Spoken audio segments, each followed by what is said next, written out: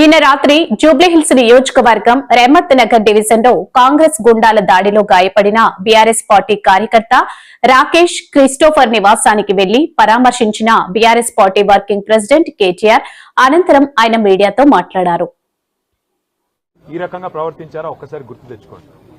ఒకవేళ మేము కూడా ఆనాడు 7 ఉప ఎన్నికల్లో 2 కార్పొరేషన్ ఎన్నికల్లో జిల్లా పరిషత్ ఎన్నికల్లో గెలిచిన తర్వాత విజయ గర్వంతో విర్రవీగి నిన్న మీ వాళ్ళు ప్రవర్తించినట్టుగా మా పార్టీ గుర్తైన కారు గుర్తుని ఏదో ఊరేగింపు చేస్తూ అవహేళన చేస్తూ చిల్లరగా ప్రవర్తించి ఉంటే ఇవాళ మీరెక్కడ ఉండేటోళ్ళో ఆలోచించుకోండి. సోదరుడు రాకేష్ క్రిస్టోఫర్ గారి మీద ఒక క్రిస్టియన్ మైనారిటీ కమ్యూనిటీకి సంబంధించిన సోదరుడు, ఆయన మీద రెహమత్ నగర్ లో జరిగిన ఈ దాడిని నేను పూర్తిగా ఖండించడమే కాదు, ఆయనకు జరిగిన ఈ దాడికి బాధ్యత కూడా ఖచ్చితంగా కాంగ్రెస్ పార్టీయే వహించాల్సి ఉంటుంది. ఎన్నికల్లో కొన్ని ఎన్నికలు గెలుస్తాం, కొన్ని ఎన్నికలు ఓడిపోతాం. ఎన్నికలు జరిగినంత కాలం ఎవరి పార్టీకి వాళ్ళు ప్రచారం చేసుకుంటాం. కానీ ఎన్నికలు అయిపోయిన తర్వాత కూడా ఈ రకంగా కక్షపూరితంగా వ్యవహారం చేస్తాం, ఈ రకంగా రాజకీయం చేస్తాం, రౌడీజం చేస్తామంటే తెలంగాణ ప్రజలు అన్ని చూస్తున్నారు. తగిన సందర్భంలో తగిన విధంగా బుద్ధి చెప్తారు. మేము తమ్ముడు రాకేష్ క్రిస్టోఫర్ గారికి, వారి కుటుంబానికి, వారి శ్రీమతికి, వారి కూతురికి, వారి కుమారుడికి, వారి తండ్రి గారికి అందరినీ కలిసినాము. విష్ణువర్ధన్ రెడ్డి గారు, సునీత గారు, కౌశిక్ రెడ్డి గారు, అట్లాగే మా నాయకులందరం కూడా కలిసి, మా కార్పొరేటర్లు అందరం కూడా కలిసి ఆ కుటుంబానికి ధైర్యం చెప్పడానికి, ఎన్నికలు మా కుకట్పల్లి ఎమ్మెల్యే కృష్ణారావు గారు అందరం కూడా వచ్చి వారికి ధైర్యం చెప్పే ప్రయత్నం చేస్తా ఉన్నాం. అట్లాగే నేను ఇంకొక మాట కూడా ఇస్తా ఉన్నా, ఎన్నికల ముందు చెప్పాను, మళ్ళీ చెప్తా ఉన్నా. జూబ్లీహిల్స్ నియోజకవర్గంలో ఏ కార్యకర్తకి ఏం జరిగినా కంటికి రెప్పలాగా కాపాడుకునే బాధ్యత నాది, పార్టీది.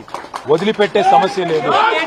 ఒక ఎన్నికల్లో గెలవచ్చు, ఒక ఎన్నికల్లో ఎదురుదెబ్బ తగలొచ్చు, కానీ కార్యకర్తల విషయంలో మాత్రం ఎక్కడ ఎవరికి ఏ అన్యాయం జరిగినా, ఎక్కడ ఎవరికి ఏ చిన్న నొప్పి కలిగినా తప్పకుండా ఇదే రకంగా వాళ్ళ ఇంటి ముందుకు వస్తాం.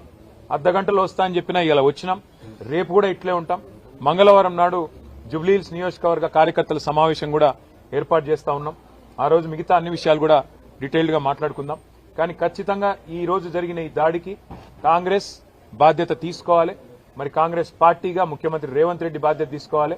మీరు కనుక సంయమనంతో వ్యవహారం చేయకపోతే, విజయ గర్వంతో ఇట్లాగే విర్రవీగితే తప్పకుండా ప్రజలు బుద్ధి చెప్తారు, తప్పకుండా మేము కూడా బుద్ధి చెప్పాల్సిన పరిస్థితి వస్తుందని చెప్పి కూడా కాంగ్రెస్ నాయకులకు చెప్తూ, రాకేష్ క్రిస్టోఫర్ గాని అట్లాగే జూబ్లీహిల్స్ నియోజకవర్గంలో ఉన్న కష్టపడి పనిచేసిన కార్యకర్తలందరికీ శిరస్సు వంచి వారికి ధన్యవాదాలు. ఎందుకంటే గతంలో మాకు 80,000 ఓట్లు వస్తే ఇప్పుడు కూడా 75,000 ఓట్లు వచ్చినాయి.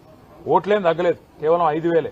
అది కూడా ఇన్ని రిగ్గింగులు, ఇన్ని గూండాగిరి, ఇన్ని దొంగ ఓట్లు, ఇన్ని పైసలు పంచి, చీరలు పంచి, కుక్కర్లు పంచి, ఇన్ని కథలు పడ్డాక ఆడికి కూడా 75,000 ఓట్లు మా అభ్యర్థికి వచ్చినాయి, మా పార్టీకి వచ్చినాయి. ఇదేమి స్వల్ప సంఖ్య కాదు. తప్పకుండా తిరిగి మళ్ళీ భవిష్యత్తులో కొడతాం.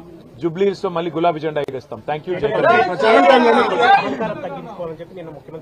సరే, ఎవరిది అహంకారమో ఎవరిది ఏందో నిన్న వాళ్ళు విజయ గర్వంతో తీసిన ఊరేగింపులోనే కనబడ్డది.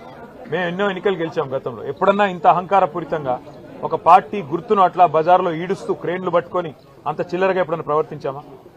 గతంలో అట్లాంటి ఎన్నికల్లో కాంగ్రెస్ పార్టీకి డిపాజిట్లు కూడా రాలేదు. అట్లని చెప్పేసి కాంగ్రెస్ పార్టీ గుర్తునేమన్నా గాడిదనెక్కి ఊరేగింపులు చేశామా? అహంకారం ఎవరిదో, ఆత్మవిశ్వాసం ఎవరిదో, భవిష్యత్ ఎవరిదో తప్పకుండా తెలంగాణ ప్రజలు నిర్ణయిస్తారు. ఒక ఎన్నికల్లో గెలుపుతోనే ఇంత మిడిసిపడితే, ఒక ఎన్నికల్లో గెలుపుతోనే ఇంత ఎగిరెగిరి పడితే, మరి గతంలో 10 ఏళ్ల పాటు అప్రతిహతంగా అన్ని ఎన్నికలు గెలిచిన మేము ఎట్లా ప్రవర్తించి ఉండాలో ఒకసారి ఆలోచించుకోమని కాంగ్రెస్ పార్టీకి నేను చెప్తాను. ప్రచారం టైంలోనే దాదాపు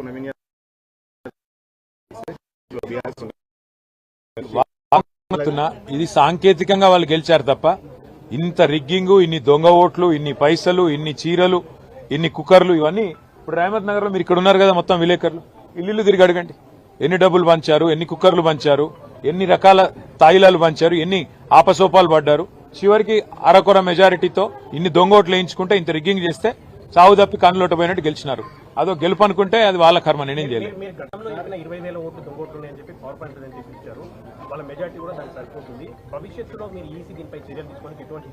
ఎలక్షన్ కమిషన్ కాదు, తెలంగాణ ప్రజలే ఆలోచించాలి. ఎన్ని రకాల ప్రలోభాలు, ఎన్ని రకాల కుట్రలు, ఎన్ని రకాల కుతంత్రాలు, ఇవన్నీ ప్రజలు కూడా చూస్తున్నారు. మొత్తం ఎలక్షన్ రోజు ఏం జరిగిందో ప్రజలు చూశారు. కాబట్టి భవిష్యత్తులో మిగతా అన్ని విషయాలు మాట్లాడుకుందాం. ఇవాళ మాత్రం కేవలం మా సోదరుడు రాకేష్ క్రిస్టోఫర్ గారికి, వారి కుటుంబానికి, జూబ్లీహిల్స్ నియోజకవర్గంలో ఉన్న ప్రతి కార్యకర్తకు ధైర్యం చెప్పడానికి నేను ఇక్కడికి వచ్చినాను. తప్పకుండా భవిష్యత్తులో కూడా ఇదే స్థాయిలో, ఇదే పద్ధతిలో ఎక్కడ ఎవరికి చిన్న ఇబ్బంది కలిగినా వారి దగ్గరికి వస్తాము, వారికి అండగా నిలబడతాము. కాంగ్రెస్ పార్టీ గుండాయిజం మానుకోకపోతే ప్రజలే బుద్ధి చెప్పే విధంగా ప్రజల్ని కూడా